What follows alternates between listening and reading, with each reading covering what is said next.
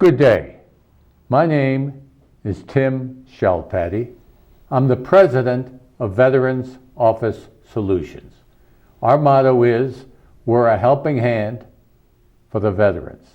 We train and hire veterans. Today's topic, we will address the physical and mental needs of veterans. Our special guest is J.Joe Martinez. Mr. Martinez worked for the 2nd Congressional District for 8 years, and he dealt exclusively with veteran issues, of which he is well versed. Today, J.Joe Martinez is a farmer's agent in Las Cruces, New Mexico. His number is 575-222-4336, and his address is 615 North Solano, Las Cruces. I have my insurance with Joe, and if you have any other needs, please address them to him. Mr. Martinez, good day to you.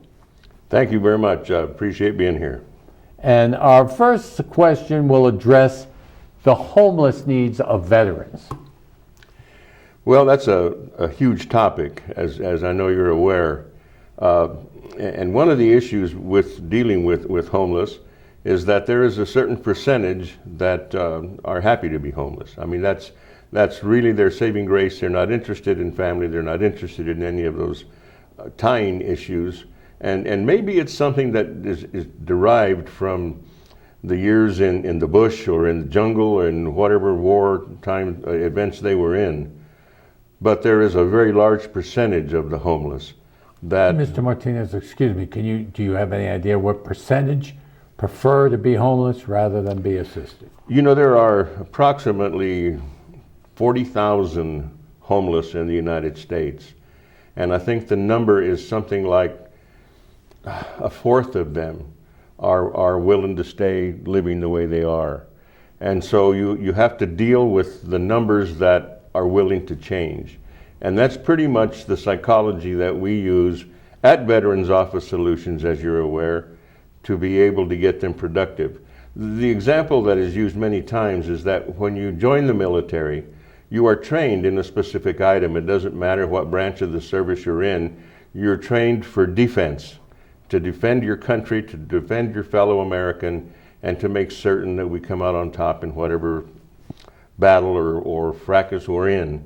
The circumstances are that unless you're lucky enough to have specialized training, let's say that you were trained to drive a water truck, a big, large semi-type truck, the government has worked within the licensing system to where a guy comes back and gets out of the military and he's driven truck and has his certifications. He doesn't have to take a CDL all over again. And in the past, they had to do that. It didn't matter what you were trained with or with a specific item. It didn't matter. You had to start the training all over again. So they're making progress. Mr. Martinez, if I may ask you a question, what role can Veterans Office Solutions play in the terms of veterans' transition from the military culture to a civilian culture? Well, you know, every one of these questions have long answers, and you have to be careful with me because I'm liable to give you a long answer, and you'll have to tell me to slack off a little bit because I'm known to get carried away with when I'm talking on these issues. The fact is that veterans, when they come back, of course, most of them, I won't say most of them, but a great number of them are married men, and they leave their families and follow the instructions of the government to go over and to take care of us and to keep us free. When they come back, everybody's happy, the family's happy, the children are happy, mama's happy, everybody's happy, and he comes home and he can't find a job. Pretty soon that leads to family strife. It leads to mom getting upset because dad can't find a job. Eventually he turns to having a couple of too many drinks in the afternoon, and before you know it, you've got a family fight, and then who knows where it will lead. Consequently, we end up with broken homes, we end up with suicidal tendencies, and that's another whole topic. But the thing that Veterans Office Solutions can do is to provide jobs that are higher paid, that are life-sustaining, family-sustaining jobs, to be able to create an atmosphere of capitalism, if you will, where you're working and you're earning money and you're taking care of your family. Mr. Martinez, if I may ask you a question. Would you say this concerns a livable wage? Livable wage is the term that really needs to be used rather than minimum wage. Because minimum wage in my era of time, and I'm up there as a good old senior, but in my era of time, when you worked at McDonald's, or my daughter worked at McDonald's, my cousins have worked at McDonald's, it was not designed to be a livable wage. It was designed to be an instructional wage, where a youngster in high school at the age of 16 could go to earn a little money and at the same time learn how to make change, learn how to be customer oriented, learn how to be able to visit with people and talk to them and get an education in the world. It's not that way today. And Mr. Martinez, will Veterans Office Solutions be in a position to pay a livable wage? You know, I've seen the numbers, and the numbers are very favorable that a starting wage, if the minimum wage is 9 or 10, a starting wage with a trained person that Veterans Office Solutions will train, or at least support the training, I think the minimum within that company from the numbers I've seen is $15 to $20 an hour. And that would be for somebody that's an assembler, somebody that is a finisher, somebody that is doing a particular trade type of work, but still it's more than that minimum wage, which is a sustainable wage. That's the problem that we have when you don't pay somebody enough to sustain his family. And Mr. Martinez, you addressed briefly the social issues that veterans face. What issues do they face concerning suicide? Oh gosh, it's a horrible number, and it's almost scary. And these are new statistics. Some of the numbers I quote are from the census, and of course we know that it's being done again, so they're 10 years old at best. But the suicidal numbers are current. I check those regularly because in those 8 years that I worked for the congressman, for the 2nd Congressional District and the congressman, my job was to organize and to structure within the systems that were already in place. In other words, the VFWs, the American Legions, the DAVs, all of those military type, veteran type organizations, because they're the ones that are having the problem. The guys that are enlisted, they're pretty much taken care of till they get out. If I may ask you, Mr. Martinez, what was the daily suicide rate for veterans in the United States? The current number today is 20 a day, 7,300 a year. Certain percentage of that are conflicted with PTSD when they get back, and there's a certain percentage that you'll never be able to reach because of the psychosis that they have come back with. On the other hand, the other group needs help, and it can get help. We worked with several different cases over the years, and it's incredible to see how little it really takes to get them to turn. It just takes caring, it takes a loving family, and it takes direction. Mr. Martinez, what role do you believe Veteran Office Solutions can play to address the suicide rate? Well, I think simply it's a one-word answer: jobs. Jobs are the key, because if you come home and you feel no self-worth, first of all, you've come from an organizational structure that when you were told to do something, you did it. And you got a good conduct badge, or you got a pat on the back, you got something. It's like when you're training your dog to do a trick. Every time he does it, you give him a treat. Well, when you're in the structure of the military, every time you do something correctly, you're given a good conduct medal, or you're giving some kind of a pat on the back. That's a good job. You're doing it right. You get that sharpshooter medal. You get all of those different things because you're doing it right. If I may ask you, Mr. Martinez, what role specifically can Veterans Office Solutions play to address the suicide rate, other than giving a job? Well, this is something that isn't done by a lot of companies. Now, they do it on the periphery. 100 years ago, seems like, I worked for Sandia Laboratories in Albuquerque. And they had a medical facility. And it had a couple of doctors in there and some nurses. And that was a government contracted facility.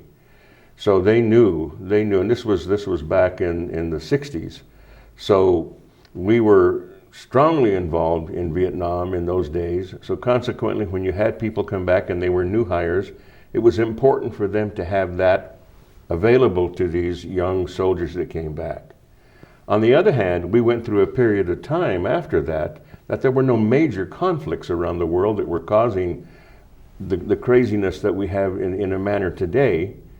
So I think that to really be strongly involved in taking care of veterans within the structure of a company, you must have a clinic within your system. Does Veterans Office Solution advocate that type of solution? Yes, it does. And can you explain how? Yes, it will have a veterans consultant on board, if you will, and probably several, depending on the number of employees at the particular time that Veterans Office Solutions will employ. But there will be people that specialize in helping them with their benefits, people that are certified by the state to be able to do that job. And because it'll be in-house, a veteran may have an issue trying to get some disability or trying to get his pay straight or anything that concerns the Veterans Administration, is all he'll have to do is make an appointment at the other corner of the building, leave his site for 30 minutes, 45 minutes, never lose a minute of work time, because he can go, and while he goes, another one steps in his place, because everybody is covering everybody else. We talk about our military as being a brotherhood. Veterans Office Solutions can be that brotherhood on the outside. And Mr. Martinez, you're addressing mental health as it pertains to one location. You're well versed with the decentralized system of healthcare for veterans. Can you explain to our viewership the distinction between decentralized, where veterans have to go to several locations to get treated, as compared to one-stop shopping? Certainly, I will address that, and it's going to sound more local than national, but that's okay, because I know if I was working out of Minnesota, I would have examples of current events up there. But I can tell you, here in the state of New Mexico, the Alamogordo group, which is about 65 miles from Las Cruces, where we're at, they are kind of in a bit of a quandary. They have the acronym is a CBOC, and that's a community-based outpatient clinic that is designed to take care of veterans in the particular locale. So what that means is that if you live in Alamogordo, you go to that CBOC. On the other hand, if it's something that the CBOC is just a clinic, if you need to have a CT scan, they're going to send you to Albuquerque, to the hospital up there.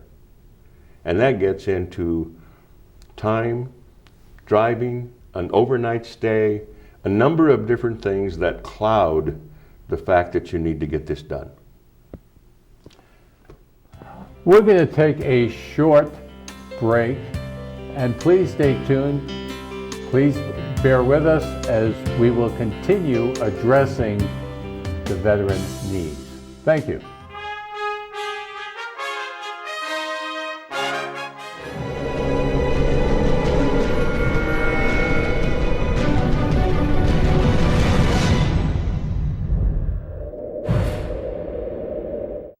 If we want to improve America's healthcare system, let's start by improving the health of Americans. Despite the best doctors, hospitals, and medical advancements, Americans are not as healthy as they should be. We spend too much on treatment and not enough on wellness and prevention. We need a system based on primary care, When patients have a medical home and a long-term relationship with a doctor, the result is a longer, healthier life and reduced medical costs for everyone. Let's make America a place where health is primary. They've stormed beaches and freed countries. They've raised our flag and our hope. They've been called leathernecks. They've been called devil dogs. But above all, they're called Marines.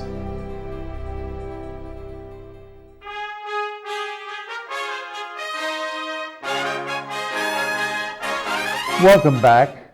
Again, my name is Tim Chelpaty. I'm the president of Veteran Office Solutions.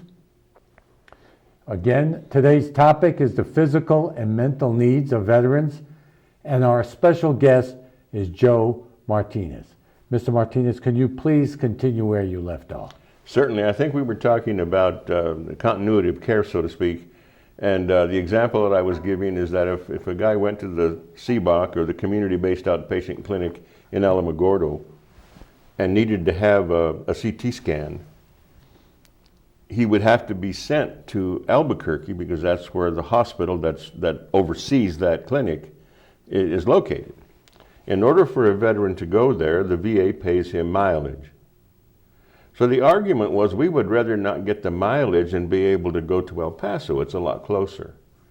But that didn't make any difference. The fact of the matter is, the mandate was that this belonged there and this belonged here. The argument was that El Paso is not a hospital. El Paso, even though people think it's a hospital because the Army hospital is there, it's not part of the VA. So consequently, it creates this divisiveness.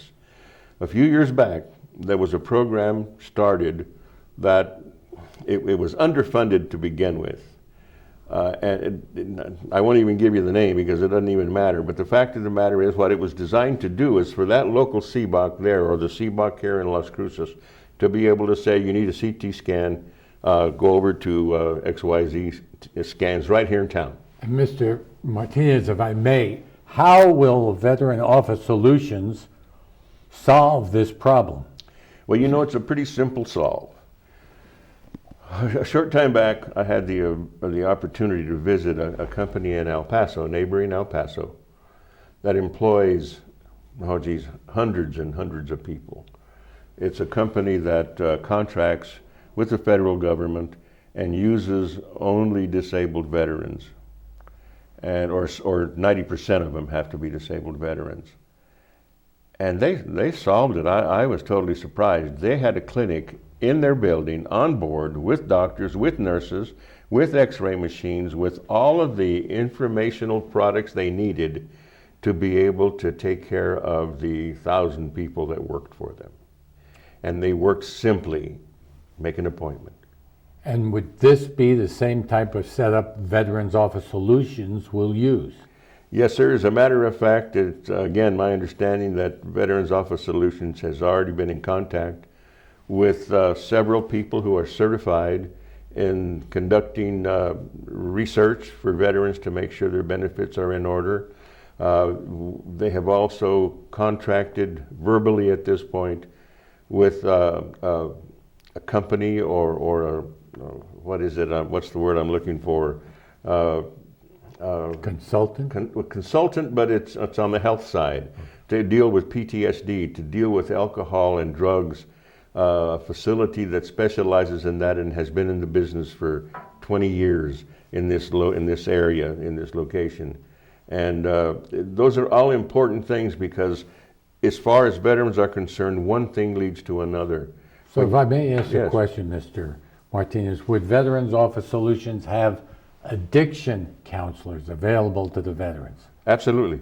And how would that be, sir? Well, it would be under the same auspices. If a guy has addiction problems, he would then make an appointment with the facility in-house, and he would see a counselor, a certified counselor in addiction. And we're talking not just a run-of-the-mill employee, we're talking about certification. Now, at the very beginning, it might be something that by appointment it would have to be next Tuesday instead of this Friday because of the circumstances of the amount of people that it will be covering. The Veterans Service officers that would be employed within the system of Veterans Office Solutions would be able to file the necessary papers and documents so that that veteran could go to these counselors and doctors and have it not cost them a cent, because there are programs that will take care of that. And Mr. Martinez, can you explain for our viewership the difference between the present system we have, decentralized treatment for veterans, as compared to one-stop shopping for veterans? Well, I mean, the names certainly imply exactly what the definition is. One-stop shopping, of course, says you go and if you have a carbuncle on your left foot, they can take care of it. If you have a headache, they can take care of it. If you're having a little bit of PTSD from whatever. I mean, PTSD is not necessarily a military thing. Our first responders are in PTSD situations every day. So PTSD is something we live with and have lived with. It just has a new name to it. But the fact is, if we can do all of those things within the structure of one facility, productivity goes up, happy people are derived from it, they go home happy, they're happy to go to the ball games with their children, they're happy to go to church with their wife, they're happy to be able to live the Leave It to Beaver lifestyle. Well stated, Mr. Martinez. Is Veterans Office Solution about one-stop shopping for the veteran needs, physical and mental? Absolutely. And how would that be, sir? That is the premise for the whole concept of Veterans Office Solutions. Veterans Office Solutions would be a one-stop shop in that you work there, you get your benefits there, you get your medical treatments there, everything is in turn, and at the same time, you keep your job and productivity stays up. So if a veteran were to relapse, Mr. Martinez, would they still be employed at Veterans Office Solutions? Certainly. Certainly. That's part of the reason that the employment of veterans is so vital. And I can tell you that these numbers that we've discussed about suicides and all of the other issues that go would slowly start to diminish. And if Veterans Office Solutions is allowed to be able to set the standard, and it starts to happen all over the country, we'll see a totally different outcome to our veterans. And Mr. Martinez, you mentioned across the country, does Veterans Office Solutions advocate setting up centers in strategic locations where there are high veteran population centers? Well, you know, I think that somebody that you really admire, Mr. Ray Kroc, with the McDonald's franchises and how he built his concept of business, I think that concept works in anything where there's a need, any part of the country. People are people, whether they're here or they're in Philadelphia. We may have to drive a little farther between stores in New Mexico, but we're still the same. We still have the same needs, the same wants, the same cries, the same wants for our children. So I see no reason why, if a plant were a total operation here in New Mexico, southern New Mexico, and there's 100,000 veterans in the town of Orlando, Florida, maybe you'd want to put something in Orlando, Florida. Fort Hood, Texas, they are probably the largest landmass base in the country, and a lot of people retire from the military there. A lot of employees available for work. There's no reason why it couldn't be something that strategically is placed all over the country. And Mr. Martinez, you well explained the centralized concept of treatment. Can you explain for our viewership what the present system consists of concerning the decentralization of treatment?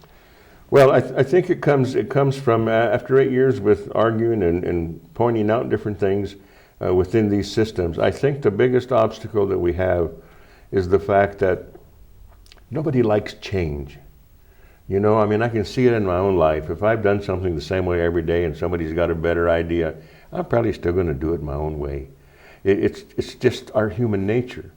So rather than burst the bubble and start something new, it's just as easy to write a thing and say, you're going to Albuquerque and the bus leaves tomorrow or the van leaves tomorrow at 6 in the morning because the first appointment for Joe Blow is at 10. You got 3 hours to get there. So, you know, we're going to get you there on time to go. And then it leaves to come back by 3. So you better have your stuff done by 3 or you're missing the van. You know, and I have to tell you that all these vans are driven by volunteers. And Mr. Martinez, can you briefly address the PTSD and how it adversely affects military personnel? Well, you know, PTSD, as I stated a moment ago, comes from many different ways.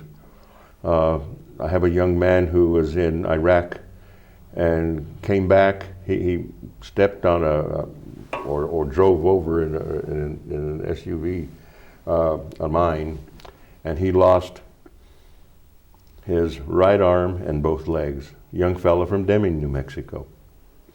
I was there to greet him when he came back in from Walter Reed on his way to the hospital in San Diego. I was with his parents, and I had met him on the phone, but not in person, so I introduced myself, and I'm representing my boss. And he said, well, you know, Joe, he said, I'm really lucky. I said, yeah? And he said, yes. Thank God I'm left-handed. You know, I mean, here I am looking at him thinking, my gosh, this poor guy is going to be tainted the rest of his life, but he's left-handed. Thank you for that good conclusionary story, Mr. Martinez. We do appreciate it. We want to just tell our viewership that if you appreciate what we're doing here at Veterans Office Solutions, would you please send us an email if you have any thoughts about how we could better address the physical and mental needs of our veterans. Please let us know. Visit our website.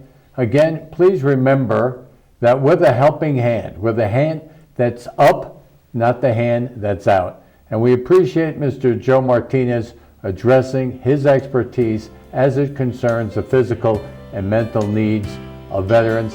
And we would encourage you hereafter to please watch future shows, because we're the only channel that's devoted exclusively to the needs of our veterans, which is quite substantial, and we need to address this so we can help them. Thank you for your viewership, thank you for your time, and thank you for your future comments. Good day.